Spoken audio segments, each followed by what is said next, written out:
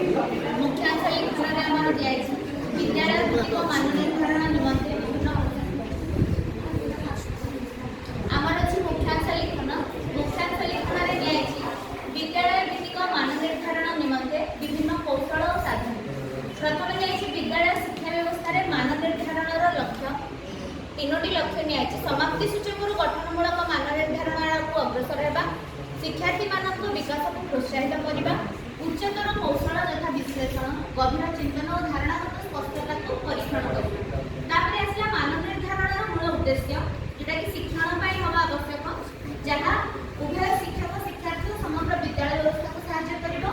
दुई समस्त शिक्षार्थी शिक्षण और विकास को उच्च स्थान में पहुँचाइब। तीन क्रमागत भाव शिक्षादान शिक्षण प्रक्रिया को संशोधन में साहाय्य करिबो।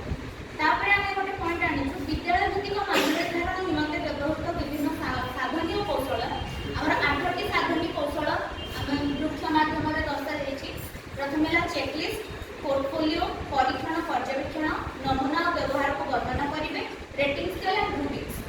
तापर आछि उत्तम मानर प्रश्नर गुणावली और प्रश्न प्रस्तुति समय शिक्षक केते गुडी दिग प्रति आम कोन दृष्टि देवा आवश्यक पॉइंट लिखाई। प्रथम है उत्तम मानर प्रश्नर गुणावली गुडी किभଳି हेबा उचित तार 5टी पॉइंट है जो प्रश्न शिक्षार्थी मानकर ज्ञान और बोध को विकास करे आम से प्रश्न तैयारी करवा उचित प्रश्नर गुणावली से हेबा उचित।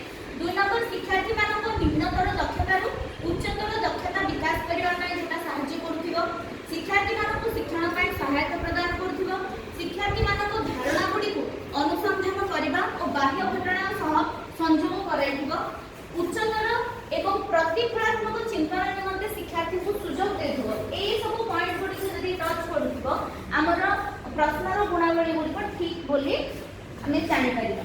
तार प्रश्न प्रस्तुति समय शिक्षक केते गुडी दिग प्रति दृष्टि देवा आवश्यक आम 4टी पॉइंट रे ताको एलाबोरेट करिछु। प्रथम पॉइंट है प्रश्न स्पष्ट सरल और शिक्षार्थी को स्तर को भित्ति करी हेबा आवश्यक।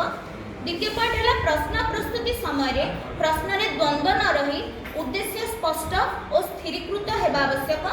3 नंबर है प्रश्न गुड़ी को ठीक भाव संगठन और विश्लेषण योग्य हेबा आवश्यक। 4 नंबर है प्रश्नावलीर प्रश्न गुड़ी को ठीक भूल रे गुरुत्व न दी शिक्षार्थी मतामत उपरे गुरुत्व देवा उचित। Thank you so much.